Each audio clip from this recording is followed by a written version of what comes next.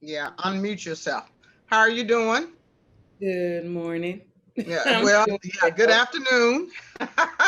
You know what? East Coast. I'm on the West Coast. It's still morning here. Good East morning, good Coast. afternoon, good evening, whatever the case may be, as my Yes. mother would say. Praise the Lord. Well, you know what? I know that folk are going to be coming in just a minute. It's 1 o'clock. Some people took a little break for lunch, but we are going to have folk coming in. I can hear the little dings, but I don't want to take too much of your time. What I do want to do is say to the people that are participating with us that we were so excited that we were able to get you as one of our featured speakers today, and for you to share the wealth of knowledge that you have as it relates to branding, how we perfect our imaging in our community, how we use social media to the extent that it will allow us to extend and broaden our message. And then the things that sometimes in the church we tend not to want to think about, but we should be thinking about it. So now we are 1 minute after one. I want you to introduce yourself, tell them about your company, and then just lead us and give us all of the benefits of your knowledge. Well, good morning, good afternoon, or good evening for those who are just coming in. My name is Jasmine Smith. I'm the owner of 757 Hive, also known as the Brand Experience Experts, also known as Hive Experience Agency.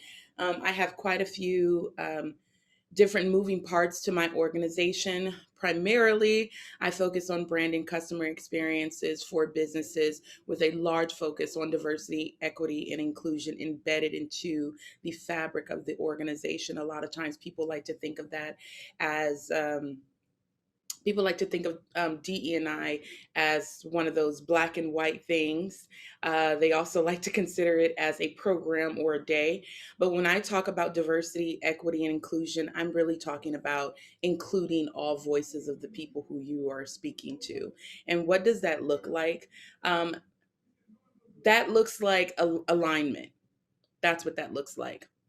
And when you are in alignment, as many of you might know and understand, it's going to be very easy for everything to come to you. You don't have to work so hard for it when you know exactly what your mission is, exactly what you're supposed to be doing, exactly who you're speaking to, and how.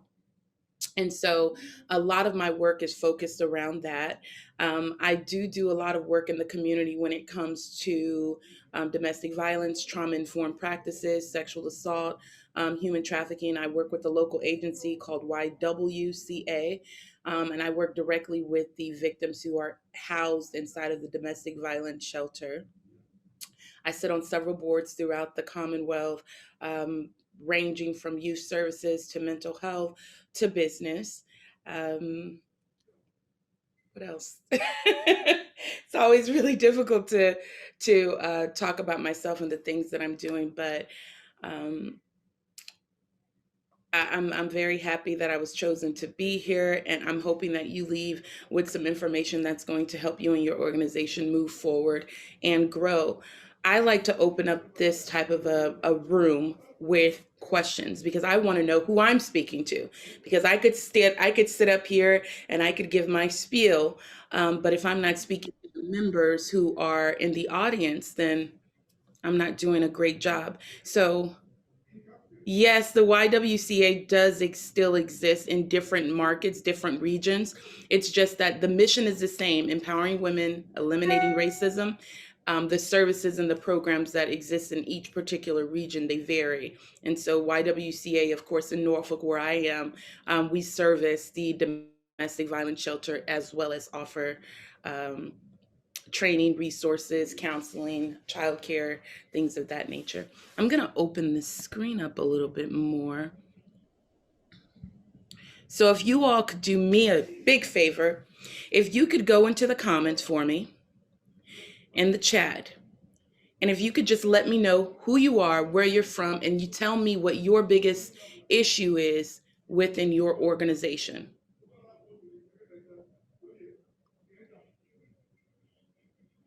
What problems would you like to have solved? How would you like to see your organization grow? Where do you struggle?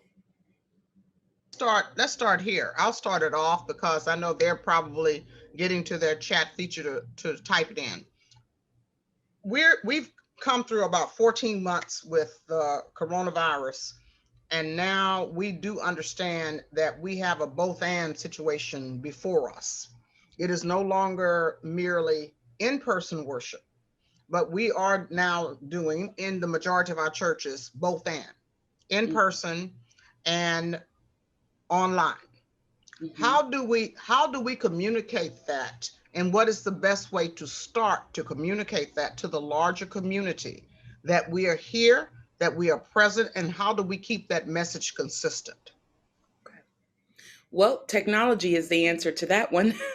Technology is the easiest answer to that one. So the very first thing is email list. Having an email list within your organization so that you can stay in contact with your members, update them on different things that are going on. So you have your email list. You have text messaging apps. There are dozens of text messaging apps that exist that allow you to interact with the community. As a matter of fact, there is an app called Community. It's different than any other text messaging app that's out there. It allows you to, it has a platform that you can use online, a platform that you can, an app that you can use on your phone, but it's just like texting. So some of the other apps out there, the other apps that exist that are in the texting realm, a lot of them, they're going to be like a 5 or 6 digit number, versus the community apps gives you a direct number that is with your area code, 757-555-1234. So it feels like someone is communicating directly with you. And we all know that experience matters. And if you didn't know that experience matters, I'm telling you that experience matters. And the people's ability to have access to you is very important to them. It makes them feel important. It makes them feel connected, like they have direct access to you. So having a service like the community app or any other app that's out there that gives you an actual phone number versus a 5 or 6 digit code is a way to keep in contact with your membership. Keep them updated. So we have email, we have text messaging. If you can't afford an app that, or have difficulty managing that app, possibly getting a cell phone that is probably passed on to different members of your organization and leadership. And they say, hey, on these days, you have these days during this time, you have this phone. So you're responsible for the communications that are coming through, phone calls, text messages, emails, all of that. Then, of course, social media, and Mm-hmm. understanding in social media why and how those apps work, who are the demographics that use that app.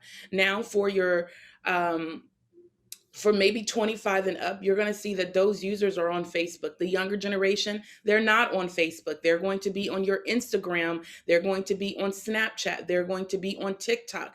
Mm-hmm. Just because they're not on Facebook doesn't mean that you still can't reach them, because there are several creative ways that people are using things like TikTok, Instagram Reels. So I hope I'm not going too No, fast for. no, no. That's fine. And you're right. You're right in line because when you say that there are, platforms that we can use, one of the platforms that we use at my church is Church Track.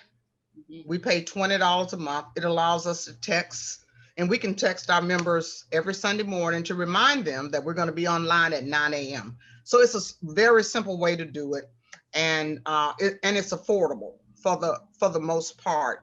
And then there are other ways for us to do it. I do have a couple of questions. Let me go back and scroll up through here so I can ask those to And I you. just want to let you all know also that text messaging is 80 to 90% more engaging than email. So Amen. your people who are texting, they're more likely to respond to and read a text message than they are an email. All right. And then you're now you're helping us to understand how we manage our time better.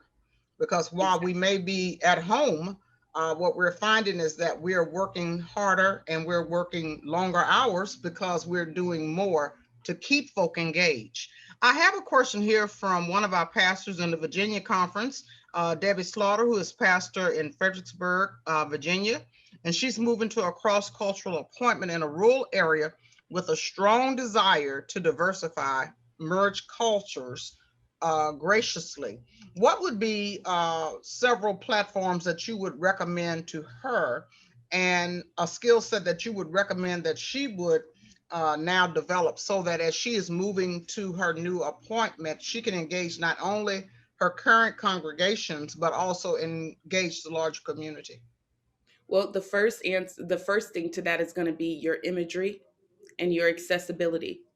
And so what does that look like? What are the images that you're using? What's the verbiage that you're using to bring those people in? Because we all know that even though we may speak English, but are we speaking the same language? Mm, mm-hmm, And so when you talk about merging different cultures, I'm mm-hmm. cross-cultural appointment in a rural area which is strong diversified group. Right. Yeah. Um, I would go to where they are. Mm, okay. Make yourself accessible to where they are. And I'm not, Debbie, I'm going to put a link in the comments so that anyone who attends this conference has the ability to schedule a one-on-one with me at no cost to you. I'm definitely going to put that in because it sounds like I may need some more questions about your particular area to give Particular, a particular needs. answer, Okay. All but right. accessibility and imagery. And so accessibility, what does that look like? Like I was speaking about before, the platforms that you're using. And on Mm-hmm. those platforms, how are you using those platforms? Right. What are you saying to the people who you're trying to attract? Are you saying you're welcome here? Mm-hmm. Or what Amen. those images look like? And when I say imagery, I mean the photos that you use, Mm-hmm. the content that you use, the Mm-hmm. videos that you use, the music Mm-hmm. that you use. Right. And you can listen to music. You can listen. Can we agree that you can listen to a certain church music and say, do I or do I not want to attend that service? That is correct. All right. And we have another one. A retired clergy person, Eutha. She's concerned about how to meet the needs of a group of clergy who are not theologically in the same place. In other words, while we may be a part of the same denomination, we do have people that are at both ends. Okay, in terms of how we think, and how we interpret, and how we express our messages. How do we how can we make sure that the differences are honored and supported? In other words, while I may not agree with you on everything, there should be a way for me to sit at the same table with you. Mhm. And my answer to that would be creating different programs and different meeting times for those different groups who are on the same level. So you wouldn't put a third grader in an eighth grade class, would you? No. You wouldn't put someone who's studying biology in a not a math class, that's too closely related. But you wouldn't put someone who's studying biology in a mechanic class in Mm, college. And so um, that's a if you have the ability, if you have the resources and the people, if you have someone who's willing to lead in that capacity to service that group, consider creating different groups within your organization so that they have the ability to go and they'll say, you know what, at this date and at this time, this service is going to be available to me and I'm going to be around other like-minded, and they know that there's going to be other like-minded people who are at the same level as them at that particular time. And so whether that's creating another service at a different time or a different day, creating programs, even doing something that will walk them into it. So, an introductory, if you can do extra introductory classes in addition to your normal services, or provide additional information, maybe start a newsletter. And here's the thing, especially when it comes to religion, as we know, especially in the Black church, they often come and go based on mm-hmm. where they are in their particular life at that time. And Right. so there may be some shame associated with that. There Mm-hmm. may be some shame associated with saying that I know I'm supposed to know that because of what I look like. It may be because of age. It may be because of they may walk in with children and you assume, oh, you may be here. So we don't want to make assumptions about what people know or don't know, but also we want to make it accessible for them so that they're not shamed. So maybe creating something that's um, this idea just came to me, maybe creating an anonymous group. An example is I'm actually inside of a similar group as such on Facebook, and it's for those people who have moved away from the church who would like to go back, but they want a deeper understanding before they return back to the church. And the conversations that typically take place in this group, they're transparent, they're raw, they're honest, and it creates a sense of relating and feeling so comfortable and not feeling overwhelmed and not being ashamed and saying, you know what, me too. I Mm, didn't know that either. I never understood that. Can you explain that to me? Creating a mm, space like that may be helpful. So what you're saying to us is this: since we're having to adapt, adjust, that we have to think about various ways to make that happen and to make it happen throughout the week. And so now we're beyond Sunday morning at 11, Wednesday evening at 6 or 7 for Bible study. Now we are to the full scale of, 7 days. How do we engage? How do we connect and engage? And how do we do that in various ways?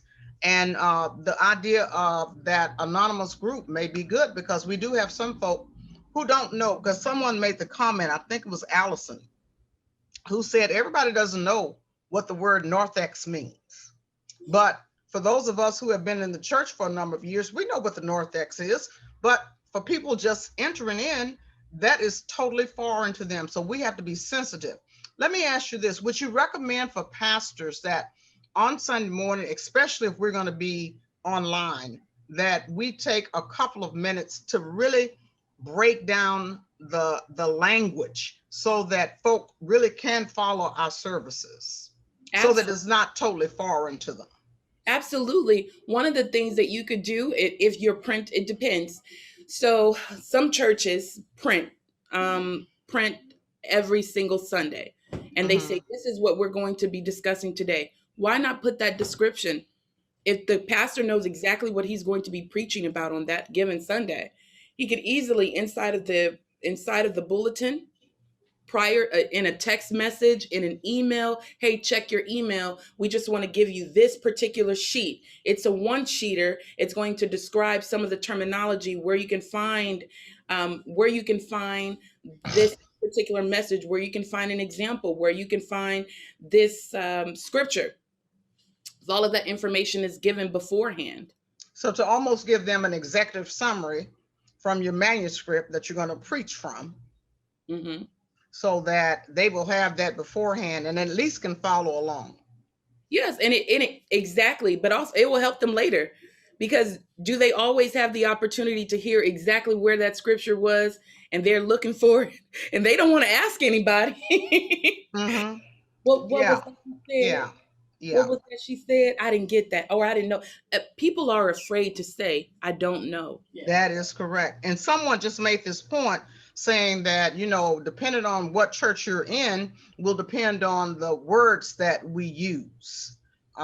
Vestibule we'll use in predominantly African American churches for the most part. Narthex we use in predominantly Anglo churches for the most part. I think the point that we're making for everyone is that we're going to have to break the language down so that whoever crosses our threshold will understand what we are speaking about and what we are referring to.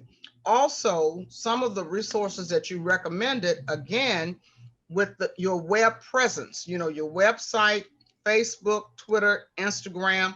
Now, Jazmine, I'm not with TikTok just yet. I'm trying to get there. But, all of what we need to use in terms of the technology to connect and engage is what we're trying to figure out. And how do we do it? And how do we create those teams so that you don't have the pastor, he or she trying to do it by themselves, Mhm. but that the team is at work to ensure that the word goes out. And I think that is very important. As far as those platforms, when we're talking about the Snapchat, the TikTok, and the Instagram, if you're not familiar with those platforms, find someone in your church who is.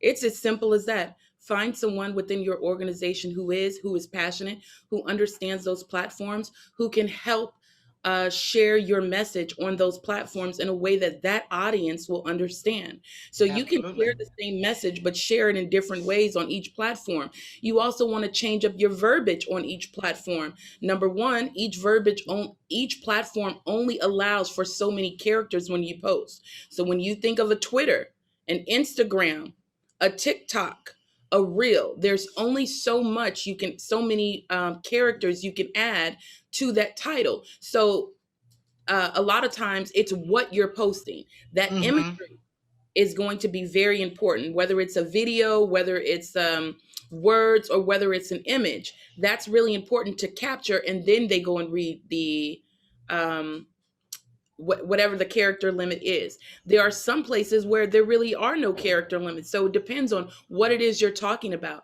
Are you, Facebook, of course, is going to give you the ability to type a little bit longer than any other platform, because Facebook is truly about engaging, and that's why Facebook groups are really important.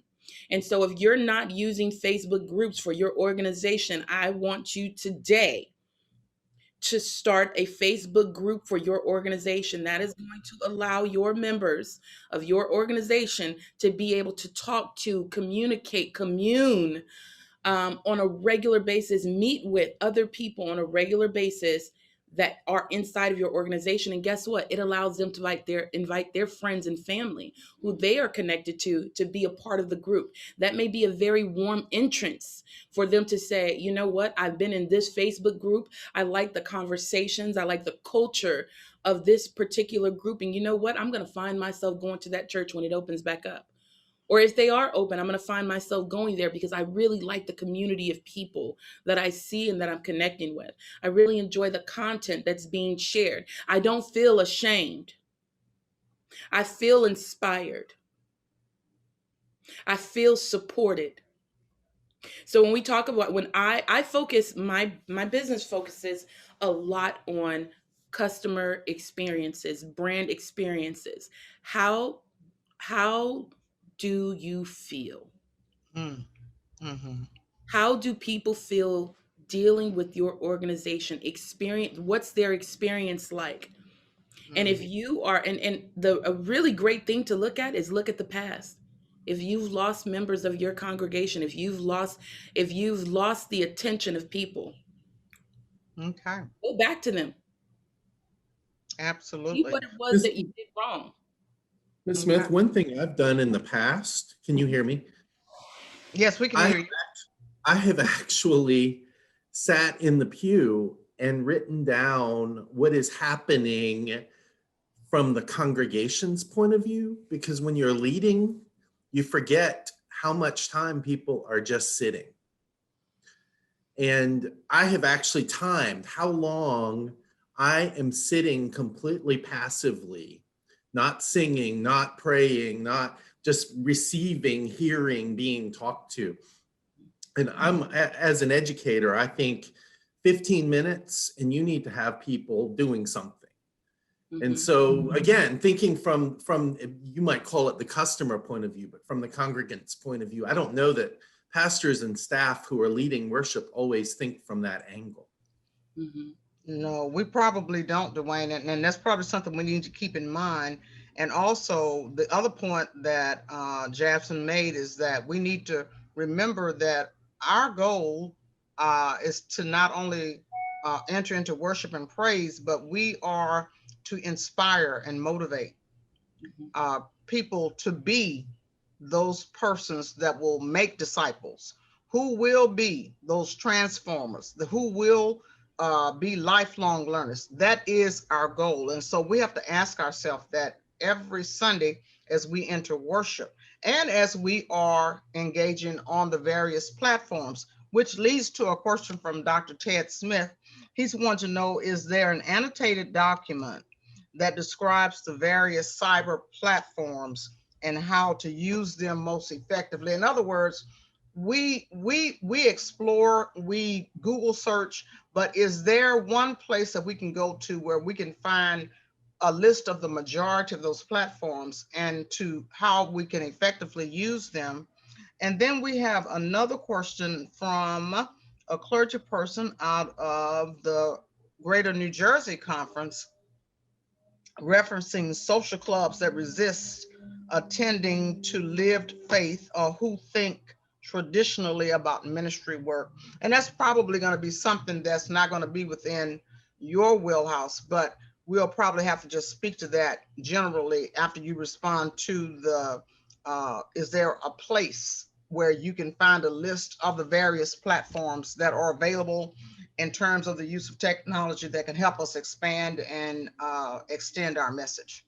There are. So first, I'm going to say that there's going to be an email going out to those who registered. It's going to include some slides from directly from me about everything that I'm speaking of. And one of those slides that you will receive, it has all of the different platforms, who uses that platform, how to use that platform. So Mm. you will be receiving that from me within the next week. You also will be receiving a link that will allow you to schedule a one-on-one consultation with me for free if you attended this event. So you will definitely have that when this is said and done. And I am so sorry. Could you repeat the question from the? Uh, The clergy person from the Greater New Jersey Conference, and basically it is referencing social clubs that resist attending to lived faith. In other words, sometimes we will mistake the church for a social club. okay. We're not called to be a social club. We are called into community, faith community, Mhm. shared faith. And so a lot of times we will confuse that with the Rotary, Mhm. with sororities, fraternities. That is not who we are. And so we always have to remember who we are and what God has called us to do. Now, there are people that will really resist that. And I think that what that person is hinting at and what they're getting at is, how do we start to break that culture? How do we start to have a turnaround in terms of how people not only see but perceive us? And is that a part of our branding? Is that a part of our messaging? Is that a part of, as you said, when we're sending the messages out, we need to be mindful that if it's on Twitter, it's 140 characters. You need to parcel every word for that 140 characters, because it will cut you off at 140 characters. What do you say so that you can get that message across, so that that message is clearly understood? Woo! All right. That first of all, that is an amazing question, It is. and I'm going to tell you that I'm a millennial. Uh-oh. Oh, Lord. Look, Jasmine, I done fell back in my chair. Oh, Lord. Okay, I'm going to say that I am a millennial. And I'm going to tell you that I know, and I've done quite a bit of research in this, especially as it pertains to the Black community's relationship with the Black church and Black pastors, and how that has impacted us. And if you take a look back, not too far, if you go into the 60s to the 80s, 60s, 70s, and 80s, the Black pastor was the center of the community. The Black pastor was your civil rights activist. We talking about Dr. Martin Luther King Jr. Okay, they were those who brought the community together. They housed the programs, the children's communities, the feeding the community, Mhm. educating the community, Yeah, the providing breakfast programs, all of that. Yeah. all of the different things. The church was the center Hmm. of the community. Times have changed. There are some people who are grasping onto the church and some people who are moving away from it. And so this idea that church is a club or a cult, Mm. Oh, oh, this okay. idea, because some people might call it a club, some people might call it a cult. It's all about the culture of your organization, the people you attract, then your messaging, because it's not about what you want, what you intend. It's about your perception that you give to the community and the people that you serve, because it's what they think. It's how they choose to use your product, your service. What are you offering? How are you offering? What does that look like to them? And how does it make them feel? So if you make it feel like a club, it's a club. If you make it feel like a cult, it's a cult. If you feel like if you make it feel like it's a community, then it's a community. It's all in how you present yourself and your organization to the people who you serve.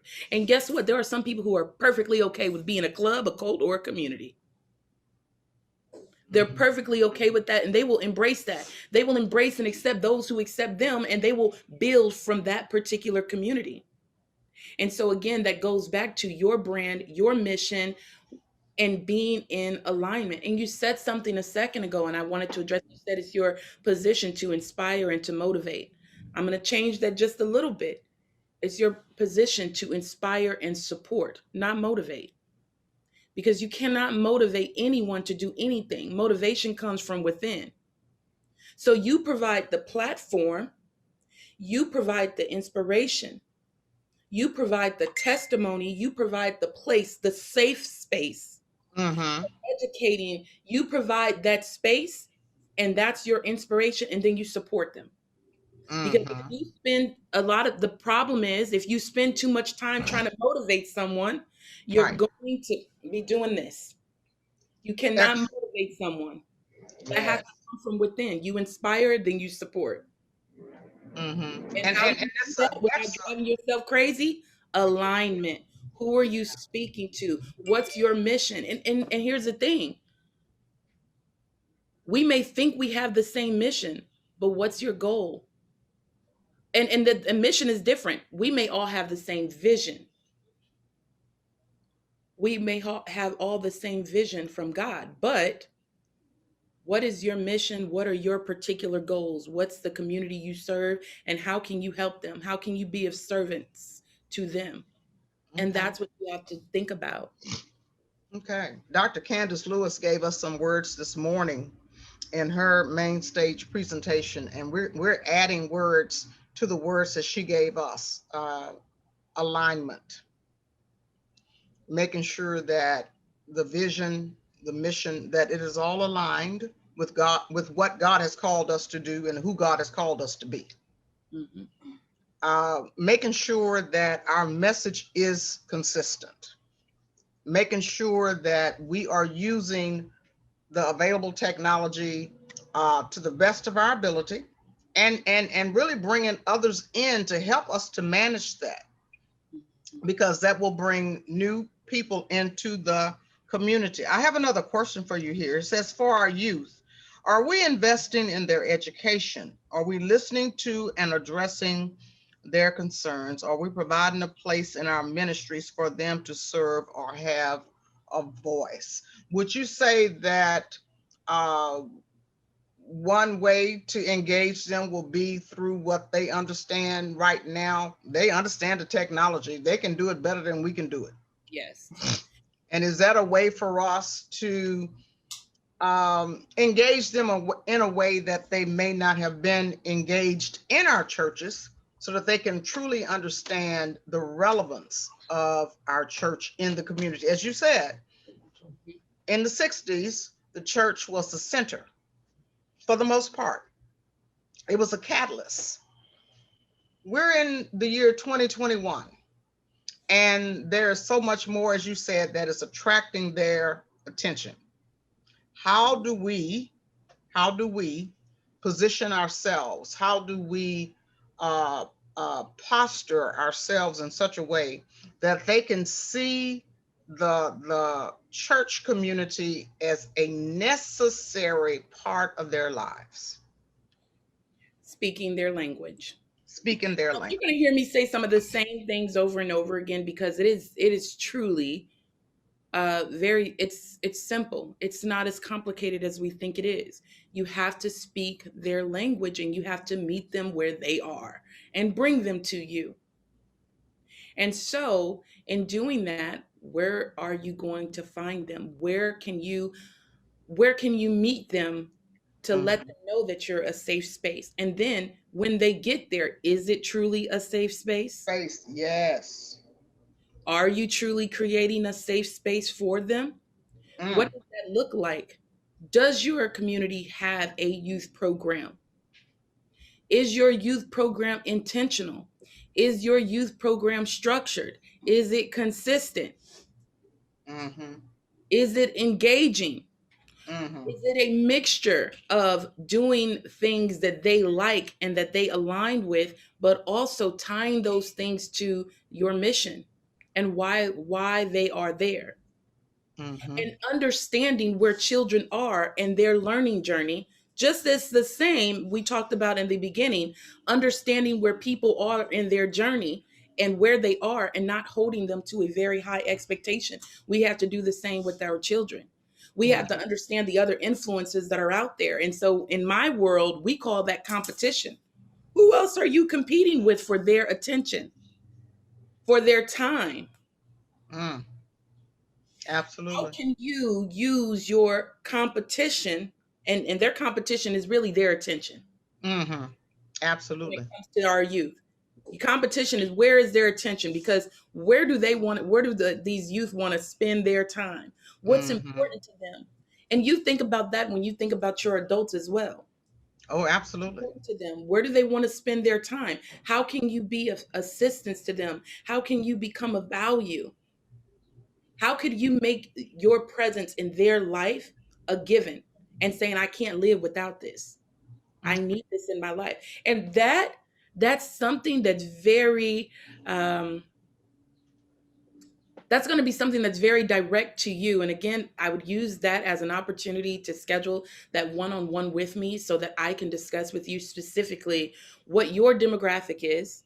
Mhm. We're coming up on time here late. Almost. Yeah, we're coming up on 9 minutes, but stop there for just a minute, Jasmine, because you said something that I want to make sure that all of our participants heard you say it.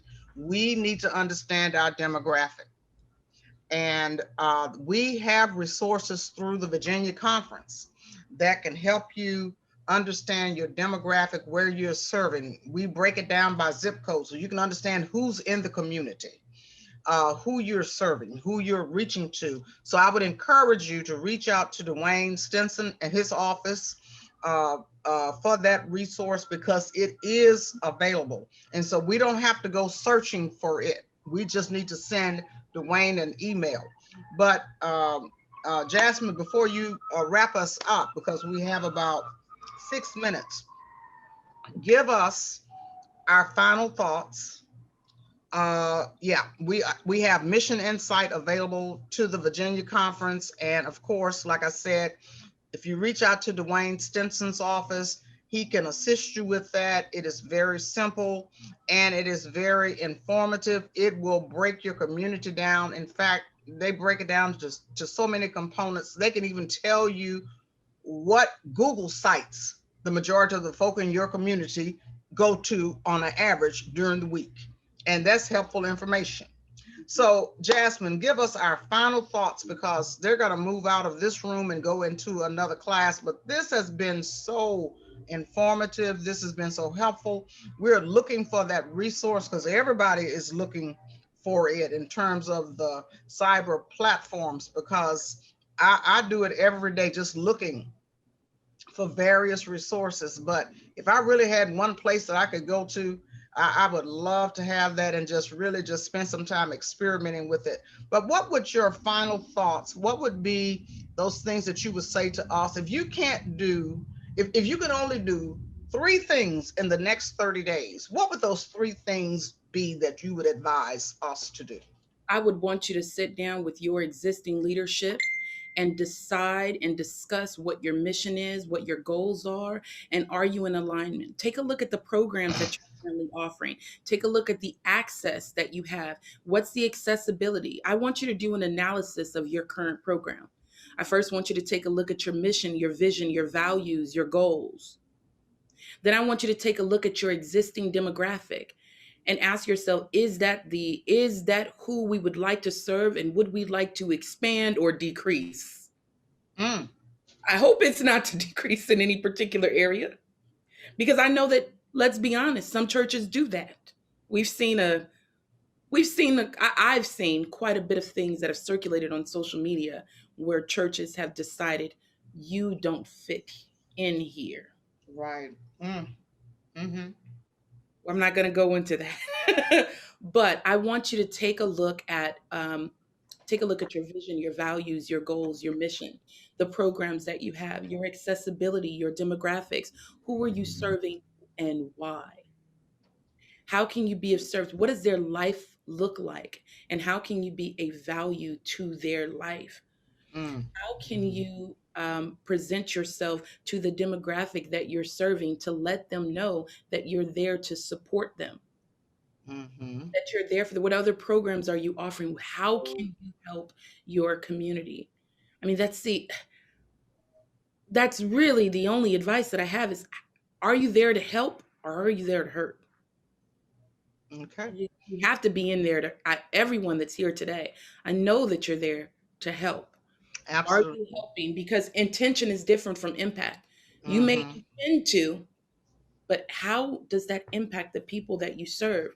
I want you to consider creating a space where those internally and externally feel that they can trust you, Mm. come to you. Mm-hmm.